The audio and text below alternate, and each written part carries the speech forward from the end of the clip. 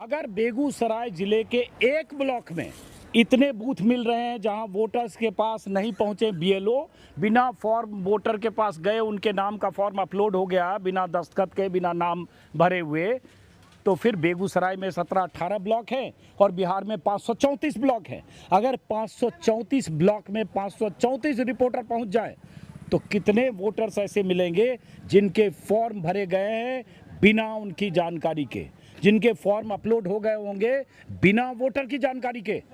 तो डीएम साहब, बीरपुर के उन जिम्मेदार अधिकारियों के खिलाफ कार्रवाई करने की आप में क्षमता है तो कार्रवाई कीजिए। बीएलओ सबसे कमज़ोर तबका होता है, कमज़ोर कड़ी होती है, टीचर होता है। ये बहुत आसान है कि आपने बेगूसराय में 100 से ज़्यादा बीएलओ की या 150 से ज़्यादा बीएलओ की सैलरी रोक दी क्योंकि बीएलओ 50% इतने दिन में नहीं भर पाए इनोमिनेशन फॉर्म। लेकिन जिन्होंने 100% फॉर्म भर दिया, जिन्होंने 98% फॉर्म भर दिया, वोटर के पास गए, उन बीएलओ के खिलाफ क्या कार्रवाई करेंगे डीएम महोदय? कार्रवाई तो उनके खिलाफ होनी चाहिए। हालांकि मैं फिर कहूँगा, बीएलओ का क्या कसूर है? कार्रवाई तो एसडीएम और डीएम और एसडीओ और बीडीओ के खिलाफ होनी चाहिए क्योंकि टारगेट और दबाव आप बना रहे हैं। तो मैं अपील करूंगा बिहार के अखबार के ऐसे संपादकों से कि बिहार के 534 ब्लॉक हैं, 100 ब्लॉक को ही पकड़िए और 100 ब्लॉक में घूमिए कि कितने हजार वोटर हैं जिन तक कोई बीएलओ नहीं पहुंचा है, जिनका फॉर्म उनकी जानकारी के बगैर, उनके दस्तखत किए बगैर, उनको फॉर्म दिखाए बगैर जो अपलोड किया गया है। सैंपल है बेगूसराय जिले का बीरपुर ब्लॉक, लेकिन ये सैंपल सिर्फ बीरपुर ब्लॉक का नहीं है।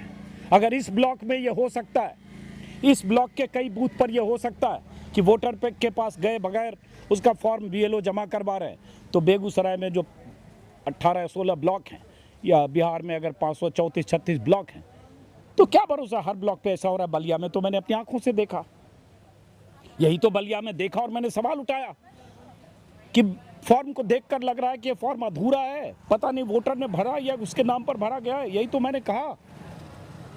और ये सवाल उठाना, ये संदेह खड़ा करना, फॉर्म की विश्वसनीयता पर सवाल उठाना अगर गुनाह है तो ये गुनाह डीएम साहब आज फिर कर रहा हूँ, बेगूसराय से ही कर रहा हूँ। मुमकिन हो, चाहते हो तो आप बीरपुर ब्लॉक में एक एफआईआर फिर करवा दीजिए। आज मैं उस एफआईआर का भी इंतज़ार करूँगा।